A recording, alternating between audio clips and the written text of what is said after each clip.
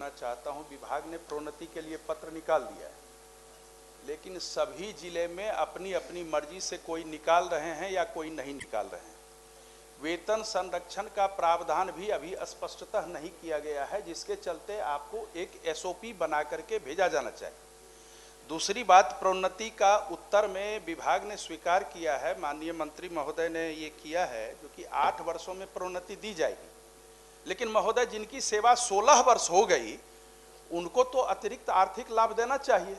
विश्वविद्यालयों में अतिरिक्त वार्षिक वेतन वृद्धि दी जाती है, तो 8 वर्ष पर आपने प्रोन्नति दिया, कोई 16 साल से नौकरी कर रहे हैं, शिक्षण कार्य कर रहे हैं, और मुख्यमंत्री ने उनको एक बड़ा निर्णय लेकर के राज्यकर्मी का दर्जा दिया, विशिष्ट शिक्षक के रूप में, विद्यालय अध्यापक के रूप में। तो इस तरह का पत्र विभाग द्वारा एक जनरल निकलना चाहिए, जो माननीय सदस्य कह रहे हैं, ताकि प्रोन्नति का लाभ जल्द से जल्द मिले। अन्यथा वो सेवानिवृत्त हो जाएंगे तो कितने दिन तक वो दौड़ेंगे वहां कार्यालय, इसका कोई लेखा जोखा नहीं है। इसीलिए उसको धरातल पर लाने के लिए मंत्री महोदय पत्र यहां से जाना चाहिए। एक मिनट प्रोफेसर। अब इस बिहार के जो हमारे नियोजित शिक्षक थे, या तो विद्यालय अध्यापक बन गए या विशिष्ट शिक्षक के रूप में सबों को राज्यकर्मी का दर्जा मिल गया। हम समझते हैं यह जो माननीय जीवन कुमार जी का प्रश्न है कि आम शिक्षकों को प्रोन्नति का लाभ मिले, और इस राज्य के सभी सेवा संवर्ग के कर्मियों को पूरे सेवा काल में 3 प्रोन्नति का लाभ मिलता है। वह पद की प्रोन्नति नहीं है, बल्कि वह वित्तीय उन्नयन है, 10, 20, 30। और इस पर बातें भी कई बार विभाग के अधिकारियों से भी हुई थी, और चूंकि इस राज्य के सभी कर्मियों को यह पूरे सेवा काल में 3 प्रोन्नति का लाभ मिलता है, तो अब इस बिहार के सारे शिक्षक हमारे राज्यकर्मी का दर्जा पा लिए हैं। तो जो इस राज्य के सभी कर्मियों के ऊपर प्रभावी है, वह 3 प्रोन्नति का लाभ पूरे सेवा काल में इन शिक्षकों को भी मिले, यह भी हम इस प्रश्न के माध्यम, इसका मूल आधार यही है प्रश्न। सभापति महोदय,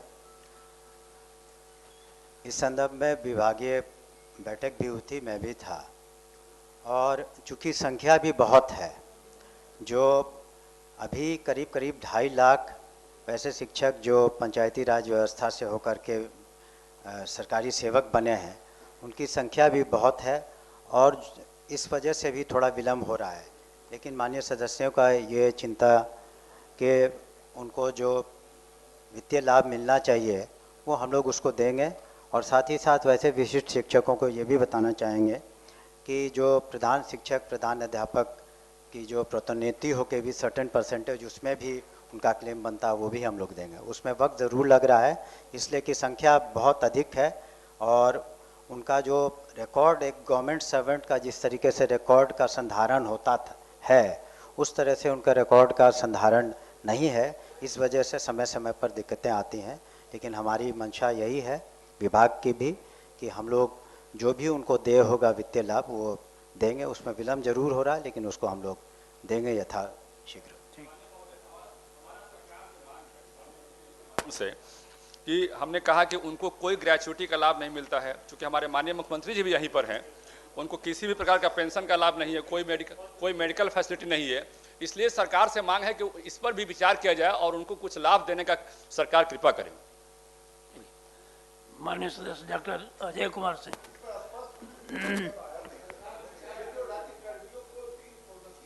पूरे राज्य के राज्यकर्मियों को मिलता है। हम वही बात कर रहे हैं कि इसके पत्र जारी होना चाहिए कि वित्तीय उन्नयन का लाभ इन राज्यकर्मी हुए शिक्षकों को भी मिलेगा। यह तो बात बतानी चाहिए। चलिए ठीक है। डॉक्टर अजय कुमार सिंह जी, उत्तर प्राप्त है। उत्तर में इन्होंने माना है कि बिहार के स्कूलों में अंशकालिक शारीरिक शिक्षकों की नियुक्ति आरटी 2009 के तहत पात्रता परीक्षा के आधार पर हुई। मैंने जो उत्तर में मूल बात कही थी, मैंने जो मांगा था, प्रश्न किया था कि अगर उपयुक्त खंडों के उत्तर स्वीकारात्मक हैं तो क्या सरकार नई शिक्षा नीति और शारीरिक शिक्षा की महत्ता को देखते हुए राज्य के सभी स्कूलों में शारीरिक शिक्षा अनुदेशक या शारीरिक शिक्षक की पूर्णकालीन नियुक्ति का विचार रखती है? यदि हाँ तो कब तक?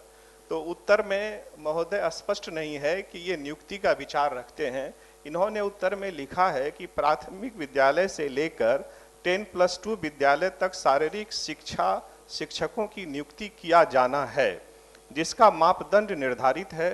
वर्ष 2022-23 से केंद्रीय माध्यमिक शिक्षा बोर्ड ने अपने नीतियों को राष्ट्रीय शिक्षा नीति 2020 और नई पाठ्यक्रम रूपरेखा जोड़ा गया है, और जिसमें शारीरिक और स्वास्थ्य शिक्षक पर जोर दिया गया है।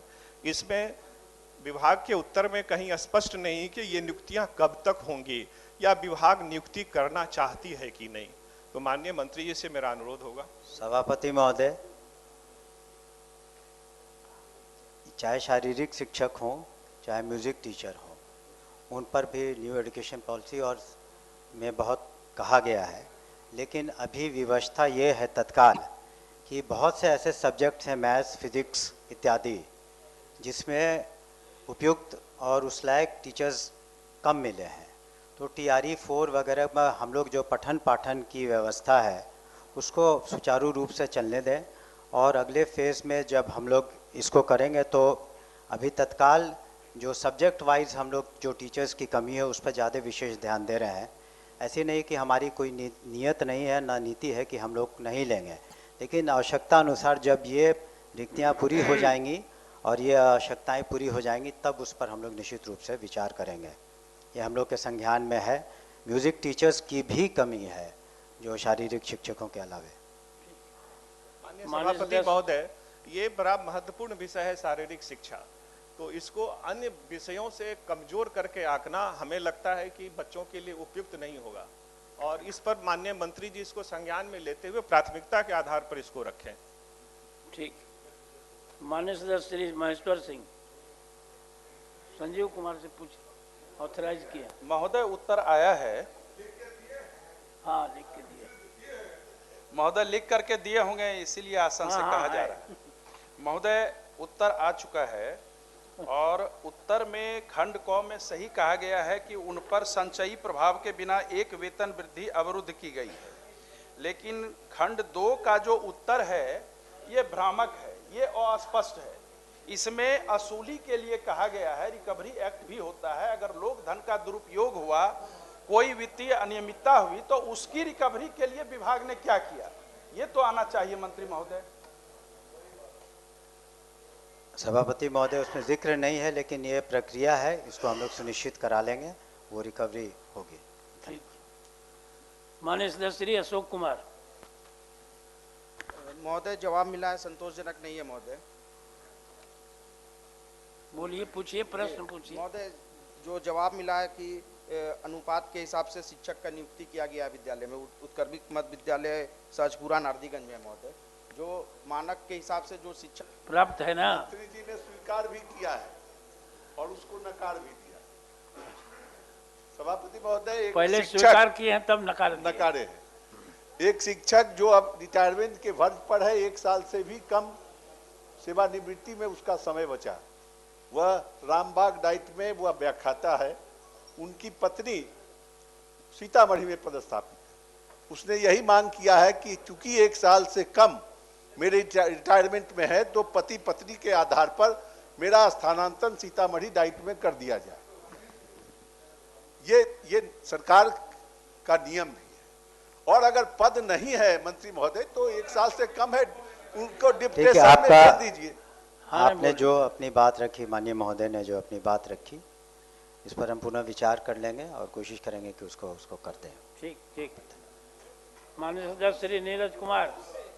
उत्तर में कहना है, उसमें कहना है, ये उत्तर आया है कि बिहार उच्च माध्यमिक विद्यालय प्राध्यापक नियुक्ति स्थानांतरण अनुशासनिक कार्रवाई एवं सेवा शर्त नियमावली 2021 के तहत नियुक्त प्राध्यापकों की नियुक्ति बिहार लोक सेवा के विज्ञापन के माध्यम से उत्क्रमित या नवस्थापित माध्यमिक विद्यालयों में सॉफ्टवेयर के माध्यम से आवंटित किया गया है। मेरा ये कहना है कि इसमें बहुत सारी चीज़ जो विभाग के द्वारा बताया गया था वैसा नहीं हुआ है। उसमें ये लिखा गया है कि 896 जो प्राध्यापक थे उनके अभ्यर्थियों को मेरिट कम चॉइस के आधार पर प्रमंडल का आवंटन सॉफ्टवेयर से किया गया है, लेकिन मेरा ये कहना है कि उनका जो मेरिट कम चॉइस के आधार पर जिस तरीके से करना था, जो विभाग ने बतलाया था, उस आधार पर मेरिट कम चॉइस के आधार पर नहीं हुआ है। इसके कई उदाहरण हैं। और उसमें ये विभाग द्वारा वक्तव्य आया है कि जिन अभ्यर्थियों के विकल्प के रूप में प्रमंडल आवंटित नहीं हो सका उन्हें रैंडमाइजेशन के माध्यम से प्रमंडल आवंटन किया गया और किया गया। उसमें ये कहा गया है कि आवंटित जिला के सभी अभ्यर्थियों से जिनका नहीं हुआ ई शिक्षा कोष के माध्यम से 5-5 प्रखंडों का विकल्प मांगा गया और प्रधानाध्यापक अभ्यर्थियों द्वारा प्रखंडों के विकल्प प्राप्त होने पर मेरिट कम चॉइस के अनुरूप उन्हें विद्यालय का आवंटन किया जाएगा। मेरा उसमें माननीय मंत्री से कहना है महोदय आपके माध्यम से कि जी माननीय मंत्री जी बोलिए, क्या उत्तर तो दे ही दिए? महोदय से वो भी शिक्षक ही हैं तब प्रधानाध्यापक हैं, उनके लिए भी स्थानांतरण की नीति में वही बनाया जाए, वही प्रावधान किया जाए जो शिक्षकों के लिए आपने किया है। उसमें भी लेट हो रहा है, उसमें भी पारस्परिक स्थानांतरण का होना चाहिए। साथ ही साथ जो राजकीयकृत है, राजकीय विद्यालय है, उसमें भी होना चाहिए। प्रथम पदस्थापन आपकी बाध्यता थी, चूंकि न्यायादेश था, प्रथम पदस्थापन में बाध्यता थी आपकी जो कि हम करें उसी में उत्क्रमित में, लेकिन अब उसको करना चाहिए। उसमें 300-300, 400-400 किलोमीटर दूर हो रहे हैं, तो ये महोदय करना जरूरी है। महोदय, एक उसमें थोड़ी अभी उससे सहमत होंगे कि जो स्कूलों की संख्या है, जो प्रधान अध्यापक प्रधान शिक्षकों की, वो कम है बजाते इसके कि इतनी संख्या में एक स्कूल में रहते हैं, तो आप उसमें हर जितने संतुष्ट, जितना आप सेटिस्फैक्शन लेवल जितना आप शिक्षकों का कर पाएंगे उतना सेटिस्फैक्शन लेवल आप प्रधान अध्यापक और प्रधान शिक्षक का नहीं कर पाएंगे, क्योंकि जितनी संख्या है और उसमें करके और उसमें हम लोग यथासंभव कोशिश करेंगे कि जैसे कि शिक्षकों का हम लोगों ने जो समझा है, जैसे कि शिक्षकों का जो ट्रांसफ़र हुआ करीब 70% उसमें सेटिस्फैक्शन लेवल है। तो इसमें भी ये देख करके हम लोग कोशिश करेंगे कि यथासंभव एडजस्ट करें, लेकिन 100% सेटिस्फैक्शन लेवल हो जाए शिक्षकों का या प्रधान शिक्षकों का, प्रधानाध्यापकों का, ये मुश्किल है, लेकिन हम लोग सहानुभूति पूर्वक करेंगे। महोदय 100% की बात नहीं है, 100% की बात नहीं है। बात यह है, अगर गुणवत्तापूर्ण शिक्षा देना चाहते हैं तो शिक्षकों को, प्रधान शिक्षकों को, प्रधान अध्यापकों को अगर पद है तो वहां क्या दिक्कत है? आप पारस्परिक स्थानांतरण का भी पोर्टल खोलिए। माननीय मंत्री ने कहा कि आगे विचार करेंगे। सर, विचार करते करते तो समय बीतता जा रहा है। पति पत्नी दूर है महोदय, कोई दिव्यांग है, कोई कैंसर से पीड़ित है, किन्हीं के आश्रित, महोदय तरह की बातें हैं महोदय। ये सदन को बताना चाहेंगे कि सबसे पहले जो लोग असाध्य रोग से पीड़ित थे उनका टॉप प्रायोरिटी पर उनका हुआ था, सेकंड राउंड होगा। आप ये बताएं, आप कैसे कह रहे हैं कि असाध्य रोग वालों का सबसे प्रथम में हमने खुद साइन करके किया था, जिसमें 300 जो अभी मेरी बात सुने, आप दूसरे को बोलने का मौका दें। आपने अपनी बातों को रखा, हमारी बात को कृपया सुन लें। तो उनके लिए पहले तो आप अधिसूचना जारी करेंगे, निर्णय लेंगे कि हम इनके भी स्थानांतरण करेंगे। पुस्तकालय अध्यक्ष का स्थानांतरण आप रोके हुए हैं, शिक्षा कोष के पोर्टल पर उसका प्रावधान नहीं किए, तो पहले तो विभाग को इस पर निर्णय लेना होगा। और जो गिरवांश आपने इस शिक्षा कोष पर लिया है उसको भी आप बंद किए हुए। पर विचार होना चाहिए गंभीरता पूर्वक, कर भी रही है विभाग, लेकिन अभी भी मंत्री महोदय कह रहे हैं, मैं दावे के साथ कहता हूं, कैंसर से पति पत्नी जो स्पाउस ग्राउंड होता है उसमें भी दूर दूर हैं, उनके आश्रित हैं, बहुत सारी समस्याएं हैं। माननीय मंत्री जी ने तो कहा है। अध्यक्ष सभापति महोदय, सबसे पहले अगर विभाग में किसी का ट्रांसफ़र हुआ जो 300 से ज़्यादा संख्या है, वो असाध्य रोग के लोग थे। दूसरा लिस्ट भी असाध्य रोग का करीब बन गया है, उसको हम लोग शीघ्र कर देंगे। सबसे पहले उन्हीं की प्राथमिकता रहेगी और उसको कर देंगे। जहाँ तक प्रधानाध्यापक और प्रधान शिक्षक का है, हम लोग इस महीने में और जो भी है उसको यथाशीघ्र हम लोग टेकअप करेंगे। लेकिन पूर्व में भी किया गया है, ऐसी बात नहीं है कि म्यूचुअल ट्रांसफ़र नहीं हुए हैं, ऐसी बात नहीं है कि उनकी मांगों को यथासंभव मांगा गया है। हम लोग सहानुभूति पूर्वक हम लोग भी इस बात को समझते हैं कि यथासंभव उनकी कठिनाइयों को देख करके कठिनाइयों का निराकरण किया जाए, लेकिन जैसे हमने पूर्व में कहा कि 100% सेटिस्फैक्शन लेवल नहीं हो सकता है किसी भी ट्रांसफर नीति का। धन्यवाद। बस महोदय महोदय सबसे बड़ी बात यह है महोदय, जिला पदाधिकारी को जिला के अंदर स्थानांतरण के लिए पत्र निकाला गया, आज तक कहीं नहीं हुआ स्थानांतरण। वो भी रो रहे हैं, जिले के अंदर भी जाने वाले रो रहे हैं, जिले के बाहर जाने वाले भी रो रहे हैं। अगर पारस्परिक स्थानांतरण का पोर्टल खोल दिया जाता है, यही विभाग है जिन्होंने 23,000 लगभग स्थानांतरण किया, पारस्परिक स्थानांतरण, तो वो अगर खुला रहेगा तो बहुत लोग बहुत हद तक चले जाएंगे जो सेटिस्फेक्शन की बात कह रहे हैं। माननीय मंत्री जी ने कहा है कि इस पर विचार करेंगे। लाइब्रेरियन के लिए कुछ नहीं, हेडमास्टर के लिए कुछ नहीं, लाइब्रेरियन के लिए कुछ नहीं महोदय। कुछ नहीं का बात नहीं है, अगर आप चाहेंगे कि कल हो जाए तो संभव है। यहाँ लाखों जी, आप पहले बात सुनने के भी आदी होइए, प्लीज लिसन टू अदर्स। जब हमने, आप दूसरे को भी बोलने का मौका दें। आप माननीय आपने सदस्य अपनी बातों को रखा, दूसरे की भी बातों को सुनने का संयम रखिए।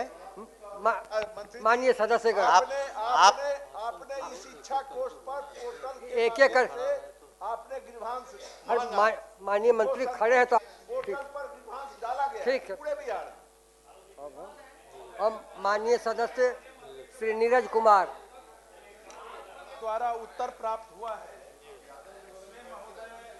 समान कार्य समान वेतन की चर्चा कर दी गई है, जबकि मैं समान कार्य समान वेतन की मांग नहीं कर रहा हूं। मैं तो कह रहा हूं जो कि जब सरकार ने राज्य कर्मी बनाया तो राज्य कर्मियों के समान सारी सुविधाएं दी, लेकिन वेतन बनावटी दे दिया, कृत्रिम वेतन दे दिया।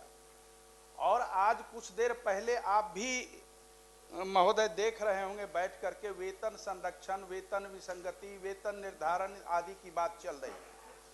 और अभी स्थिति ये है, जब तक इनको राज्य कर्मियों के समान जो फिटमेंट मैट्रिक्स होता है उसमें नहीं डाला जाएगा, आज 8वें वेतनमान की सुगबुगाहट हो रही है लागू करने की, और 7वां वेतनमान भी इन शिक्षकों को नहीं मिल रहा है। समान कार्य समान वेतन अलग चीज है।